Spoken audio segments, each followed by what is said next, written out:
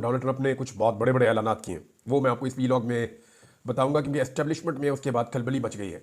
जितनी भी दुनिया के अंदर पाकिस्तान जैसे मुल्कों की एस्टेब्लिशमेंट्स हैं, यानी अगर आप इंडिया की बात करें, पाकिस्तान की बात करें, इंडिया तो बहुत बड़ी डेमोक्रेसी है और बहुत सारे मुल्क हैं छोटे मोटे जो अमेरिका के आशीर्वाद के साथ चलते हैं या उनकी एस्टेब्लिशमेंट अमेरिका की ईमा के ऊपर काम करती है। स्पेशली पाकिस्तान का एक बड़ा ज़बरदस्त ट्रैक रिकॉर्ड है कि पाकिस्तानी एस्टेब्लिशमेंट की जो डोरियाँ हैं वो अमेरिका से हिलती है। तो इनके लिए जो सबसे मेन हब है या जो पावर हब है वो अमेरिकन एस्टेब्लिशमेंट है। अमेरिकन एस्टेब्लिशमेंट के अंदर खलबली मच गई है डोनाल्ड ट्रंप के स्टेटमेंट्स के बाद। तो इसके असरात कितने ज़बरदस्त होंगे पाकिस्तान और पाकिस्तान जैसे ममालिक की जो एस्टेब्लिशमेंट्स हैं उनके ऊपर। लेकिन सबसे पहले मैं आपको बताऊं कि आज बड़ा इंपॉर्टेंट दिन है पाकिस्तान तहरीक इंसाफ के लिए। तहरीक इंसाफ दो फ्रंट्स के ऊपर काम कर रही है।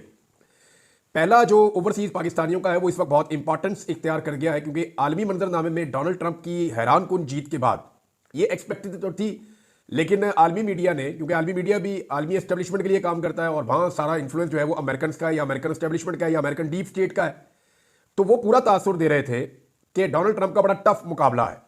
ये पाकिस्तानी मीडिया का अगर आप उसके साथ मुवाजना करें तो देखें पाकिस्तानी मीडिया क्या कहता था।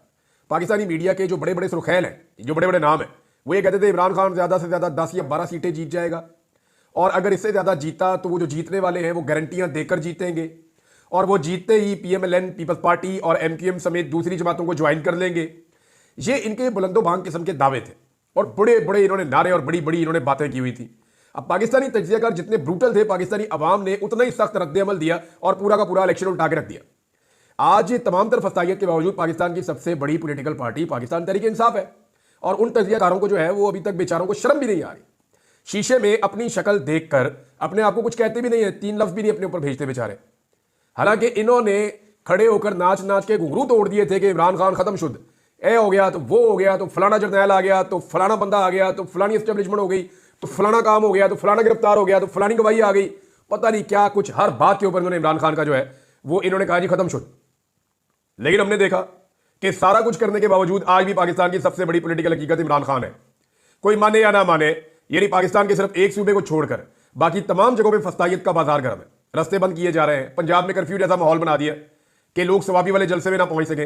रावलपिंडी में गिरफ्तारियां हो रही हैं। अटक में दफा 144 लगा दी गई है। लाहौर ठोकर नियाज़ का रास्ता बंद कर दिया गया है। सिंध से आने वालों के ऊपर बदतरीन टॉर्चर, बिलावल की फस्तायत वहां पर नजर आई है और बिलावल फाशिस्ट है। ये देखें, जो लोग माजी में पाकिस्तान पीपल्स पार्टी को थोड़ा बहुत जमहूरी समझते थे ना, उनकी गलतफहमी दूर हो गई। उन्हें समझ आ गई है कि ये जो नया लड़का है ना बेनजीर भुट्टो साहिबा का, बिलावल जरदारी, ये फाशिस्ट है। लोगों को, जर्नलिस्टों को, इंसानी हकूक की तंजीमों को, सारों को समझ आ गई है कि जुल्फिकार जी भुट्टो की सियासत का जो आगाज था, उन्होंने कहा कि मेरे डैडी हैं जनरल अयूब, और फिर उन्होंने वहां से अपनी सियासत का आगाज किया।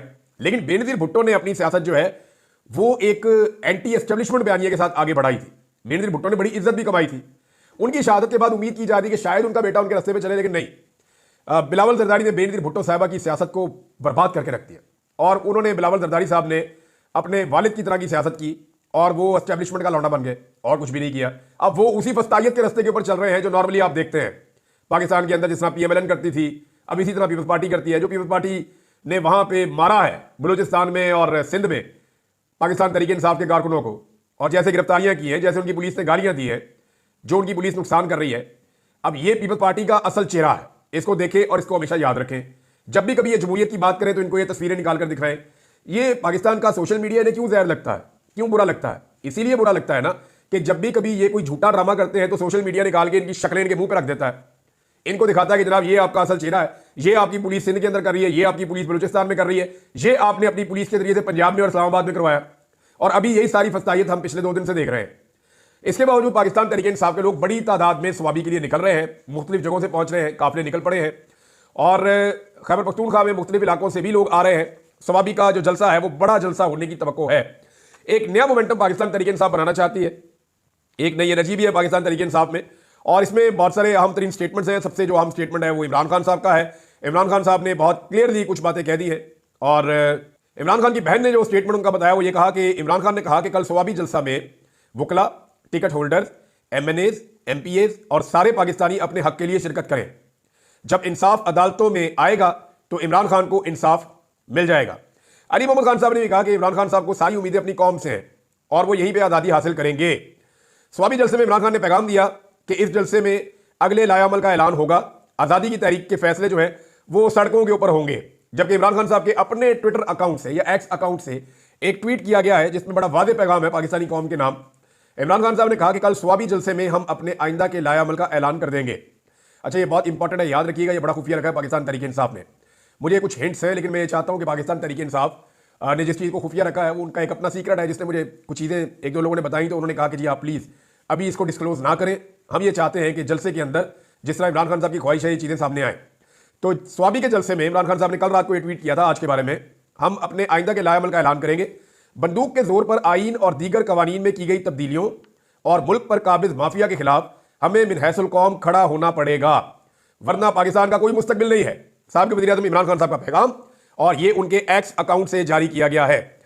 अब एक सलमान अकरम राजा साहब जो सेक्रेटरी जनरल है पाकिस्तान तहरीक इंसाफ के, उनका भी एक स्टेटमेंट है और वो आप ये देख लें। लेकिन शेख वकास अकरम साहब ने क्लियर किया है कि इमरान खान की पॉलिसी की लाइन जो है बड़ी क्लियर है।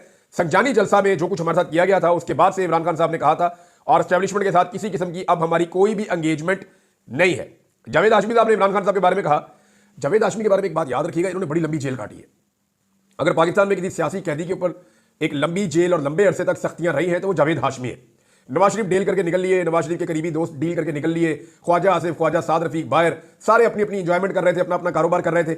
एक आदमी डट कर खड़ा था मुशर्रफ के रजीम में और वो था जावेद हाशमी। जावेद हाशमी साहब ने आसिफ अली जरदारी की जेल तो जेल ही नहीं थी ना, जरदारी साहब तो जेल के साथ वाली कोठी के अंदर अपनी लाइफ एंजॉय कर रहे थे, बाकायदा उनको वहां वो सहूलतें मुयसर थी जो अच्छे खासे आदमी को, जो आज़ाद आदमी उसको मुयसर नहीं होती। अक्सर वहां से वो फार्म हाउसेज पे भी चले जाया करते थे। तो जरदारी साहब की जेल तो जेल थी ही नहीं। जावेद हाशमी साहब की जेल जरा गौर कीजिएगा, उन्होंने कहा कि मैंने 10 साल जेल काटी है, मगर जिन मराहिल से इमरान खान को गुजारा गया है, अगर इन मराहिल से मुझे गुजारा जाता तो मैं भी शायद डील कर लेता। ये वो जावेद हाशमी है जिसको इतनी सख्तियां बर्दाश्त की कि आज वो सही तरह बोल नहीं सकते, सही तरह चल नहीं सकते, और ये सारे वो तोहफे हैं जो जेल में उनको मिले। उन्होंने शरीफ खानदान के लिए पूरी एक जंग लड़ी अपनी जमहूरियत के लिए, लेकिन शरीफ खानदान के बार बार सौदों से, बार बार डीलों से तंग आकर उन्होंने अपने आप को उनसे दूर कर लिया। अब वो इमरान खान के बारे में ये दावा कर रहे हैं कि मैं 10 साल जेल में रहा हूं, लेकिन 10 साल में मेरे साथ वो नहीं हुआ जो इमरान खान के साथ हो गया है, और अगर मेरे साथ ये किया जाता या मुझे इन मराइल से गुजारा जाता तो मैं डील कर लेता। इतना जुल्म किया जा रहा है कि एक कमरे में इसे बंद किया हुआ है और इसे डील के लिए कहा जा रहा है।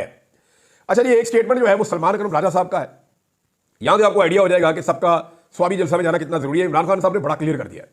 वैसे मैं कल रिपोर्ट करूंगा आपको दिन के वक्त, मे बी हम जाएं भी स्वाबी जलसे में, तो आपको हम रिपोर्ट करेंगे कि एक्चुअली स्वाबी में किस तरह लोग पहुंच रहे हैं, उनका टेम्परामेंट क्या है, लोगों के जज्बात क्या है। क्योंकि इससे पहले मैंने देखा कि पाकिस्तान तहरीक इंसाफ के कारकुन बहुत गुस्से में हैं और वो बड़े रिएक्टिव हैं, यानी वो चाहते हैं कि इमरान खान साहब जेल से बाहर आए और पाकिस्तान के हालात ठीक हों। सलमान अकरम राजा साहब ने कहा कि मैं कहूं कि मैं बड़ा वकील हूं, मेरा काम सिर्फ अदालतों में मुकदमे लड़ना है, सड़कों पर निकलना मेरे शाया निशान नहीं है, तो ये गलत है। इंसानों कौमों की जिंदगी में लम्हा आता है जब फैसला करना पड़ता है कि हमने जुल्म के खिलाफ अमल का हिस्सा बनना है, लिहाजा मैं निकलूंगा, कि हमने जुल्म के खिलाफ अमल का हिस्सा बनना है, लिहाजा मैं निकलूंगा। अब हर पाकिस्तानी को भी फैसला करना है, उसने महफूज जगह पर बैठकर मुबस्सिर बनना है या कौम की तारीख में अपना हिस्सा डालना है। ये जनाब सलमान अकरम राजा साहब का पैगाम है। और आज का दिन बहुत इंपॉर्टेंट, पाकिस्तान तहरीक इंसाफ कितना बड़ा शो करती है ये हम आपको दोपहर के बाद बताएंगे भी, जब सारे काफिले स्वाबी की तरफ जा रहे होंगे। अब आ जाए जनाब, जो नौ मुंतखब अमरीकी सदर हैं उन्होंने क्या मुसीबत पैदा कर दी है अमरीकी एस्टेब्लिशमेंट के लिए। अमरीकी एस्टेब्लिशमेंट वो एस्टेब्लिशमेंट है जो पाकिस्तानी एस्टेब्लिशमेंट को कंट्रोल करती है, और सिर्फ पाकिस्तान की नहीं, दुनिया की बेशुमार एस्टेब्लिशमेंट्स हैं जिनको वो कंट्रोल करती है।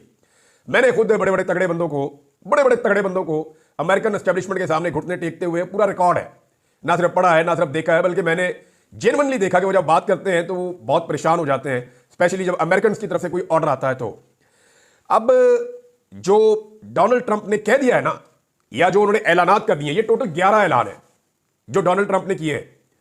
ये 11 ऐलान अमेरिकन एस्टेब्लिशमेंट के लिए आप समझे एक तरह की मौत है। डोनाल्ड ट्रंप ने किया क्या था ये सुने आप, मैं आसान करके आपको बता रहा हूं आपकी जबान में। और मेरी मनसूबाबंदी है कि हम वाशिंगटन की बदउनवानी से अपनी जमहूरियत को वापस हासिल करेंगे, बदउनवानी से पाक करेंगे वाशिंगटन को, और हमेशा के लिए गहरे रियासती निजाम यानी जो डीप स्टेट है, बंद कमरों के फैसले, वो जो मैं कहता हूं आपको कि बंद कमरों में 4 बंदे बैठे पूरे मुल्क का फैसला कर दिया, हम ये करेंगे, हम वो करेंगे, जाती मफादात उसके अंदर लोगों के आ जाते हैं, अपने जाती मफादात आ जाते हैं, अपने करीबी लोगों के, अपनी एक क्लास के मफादात आ जाते हैं। तो उन्होंने कहा जी डीप स्टेट को खत्म कर देंगे, खात्मे का ऐलान कर दिया। और 4 साल बाद होते हैं। डोनाल्ड ट्रंप को पहले ये बात समझ आने में टाइम लग गया था, जैसे इमरान खान साहब को समझ नहीं आ रही थी और जैसे हमें समझ नहीं आ रही थी। हम यही समझ रहे थे सारा निजाम ठीक चल रहा है, ऐसे ही चलता है। वो तो फिर जब पता चला तो निजाम गले पड़ गया। तो यानी पाकिस्तानी ज्यादातर यही समझते थे ना कि एस्टेब्लिशमेंट जो फैसला करती है वो पाकिस्तान के मफाद में करती है, लेकिन फिर हमें पता चला कि नहीं, एस्टेब्लिशमेंट माफिया के साथ डील्स भी करती है। फिर हमें पता चला कि एस्टेब्लिशमेंट और माफिया बीच में से बाद औक़ात मिले हुए भी होते हैं। फिर हमें पता चला कि एस्टेब्लिशमेंट जिन लोगों के कंट्रोल में होती है, बाद औक़ात वो अपने जाती मफाद के लिए भी काम कर रहे होते हैं, मुल्क के लिए नहीं कर रहे होते, और बहुत सारे काम वो मुल्की मफाद में भी करते हैं। वन साइडेड हम नहीं चल सकते। तो डोनाल्ड ट्रंप के ऐलानात, पहला ऐलान उन्होंने कहा सबसे पहले मैं फौरी तौर पर अपना 2020 का एग्जीक्यूटिव ऑर्डर दोबारा जारी करूंगा। अब ये 2020 में जाके ट्रंप ने किया था, क्योंकि ट्रंप को अपने आखिरी साल में एहसास हुआ कि ये क्या गेम हो रहा है और मेरे खिलाफ क्या खेल खेला जा रहा है। तो सबसे पहले 2020 का एग्जीक्यूटिव ऑर्डर दोबारा जारी करूंगा, जिसके जरिए मैं बदउनवान और सरकश अफसरान को हटाऊंगा, इख्तियारात वापस बहाल करूंगा, और मैं इस इख्तियार का पूरे तरीके से इस्तेमाल करूंगा, उठा के बाहर फेंक दूंगा। जर्नलों की खैर नहीं है, करप्ट ब्यूरोक्रेट्स की खैर नहीं है, जो अमेरिकन एस्टेब्लिशमेंट की डीप स्टेट है उसकी खैर नहीं है। अब आ रहा है दूसरा ऐलान। उसने कहा दूसरा, हम अपनी कौमी सलामती और इंटेलिजेंस निज़ाम में मौजूद तमाम बदउनवान अनासर को बाहर निकाल देंगे, और ये बहुत सारे हैं। वो महकमे और इदारे जो हथियार के तौर पर इस्तेमाल हो रहे हैं, इन्हें मुकम्मल तौर पर दोबारा तरतीब दूंगा, फिर से इनको ठीक करूंगा, ताकि जो ऐसे अफसरान जो पीछे रह के काम करते हैं, या ऐसे लोग जो दस्ताने पहनकर काम करते हैं, या बेचेहरा लोग हैं, नामालूम अफराद जिन्हें हम कहते हैं, वो कभी भी कदामत पसंदों, ईसाइयों या बाएं बाजू के सियासी मुखालिफिन को कुचलना, निशाना बनाना और जुल्म का शिकार ना कर सके, जैसा कि वो नाकाबिले यकीन हद तक कर रहे हैं। अमेरिकन एस्टेब्लिशमेंट की तो खैर नहीं है। तीसरा और चौथा, ये दो चीजें इकट्ठी उन्होंने बताई हैं। उन्होंने कहा अदालतों की हम इस्लाह करेंगे, अदालतों को ठीक करेंगे। अदालतों में बहुत बदनुमानी है। जजेस जो हैं वो कई दफा परवाह भी नहीं करते जब वो वारंट जारी करते हैं, उनके सामने झूठ बोला होता है, उन्हें बाद वक्त आइडिया होता है, ऐसी दरखास्तें होती हैं जिनमें जजेस को मालूम था, या कम अज कम उन्हें पहले से मालूम होना चाहिए था कि वो गलत दरखास्तें हैं, लेकिन वो इस पर कुछ नहीं करते। जजेस बंदों की गिरफ्तारियां करवा देते हैं, इनसे झूठ बोला जाता है, और वो मजबूर हैं कि मुल्क को तकसीम करने वाले झूठ और ताकत के गलत इस्तेमाल को बेनकाब हम करेंगे। हम एक सच्चाई और मफामती कमीशन कायम करेंगे। ये जनाब इनका चौथा काम है।